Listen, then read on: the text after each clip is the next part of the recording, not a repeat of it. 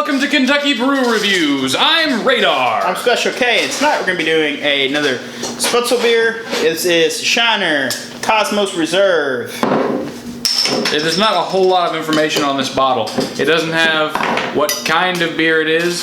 It doesn't have how much alcohol is in it. So that will be in the description below. Because the only thing it tells us is that it is a dry hopped lager. We do not look up any information beforehand, so we're just going to have to figure it out. It's got a nice surge on it. Poured mine a bit slower than that. Then all that. Didn't need to be all that high. Apparently, Kosmos Spetzel is the dude who is the reason that there is a Shiner company. And it says here, every drop of Shiner is brewed in Shiner because it's brewed in a place called Shiner. I kind of assumed it was the dude's name this whole time. Wrong. Yeah, it's kind of a light honeyed tea color. It's just got a little bit of cloudiness to it, not a lot. And it's got a slight yellow tint to it. It's kind of a light yellow gold appearance on the head. It's a weird colored head. But anyway, carbonation is pretty medium going towards heavy, especially on yours. You can smell the hops. Yeah, it's got not very heavy in the hops, but it's just this little afterthought. It's hoppy and grainy. It's a little grainy. It's about all I get in there. It's not a lot. The hair sweet, shall we? Yeah, it smells really good.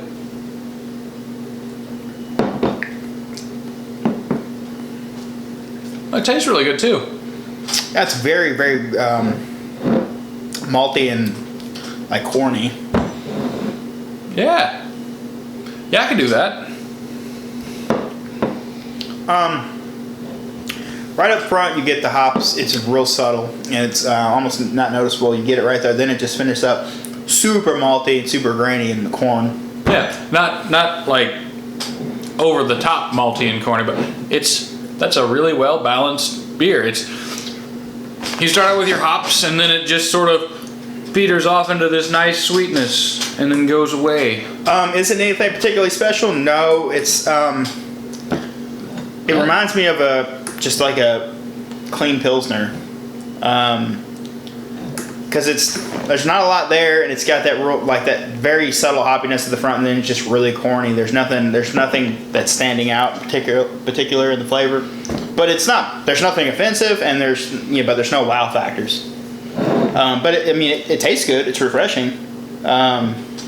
See, that to me, I think this is pretty damn good.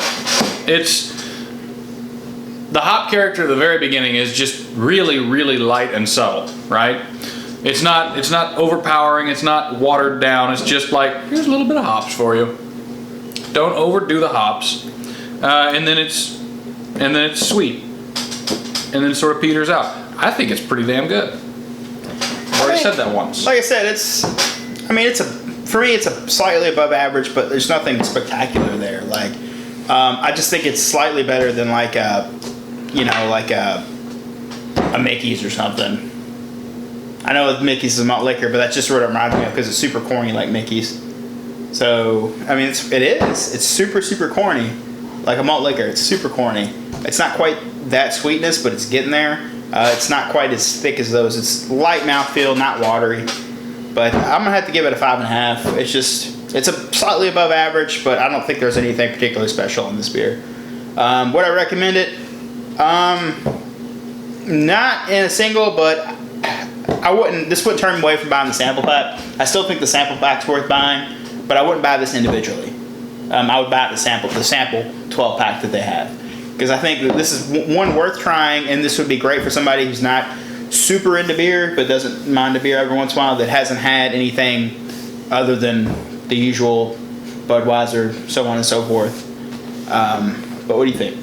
I'm going to totally disagree with you on this one. I'm going to give this a 7. It's not disagreeing. I'm going to give it, you gave it a 5.5. Above average. I'm going to give this a 7. I would buy this as a 6-pack. And I think that if you enjoy beer in the slightest, you're going to enjoy this for one of its characteristics. This is a really, really drinkable, a really drinkable beer, but it's also got a lot of subtlety to it.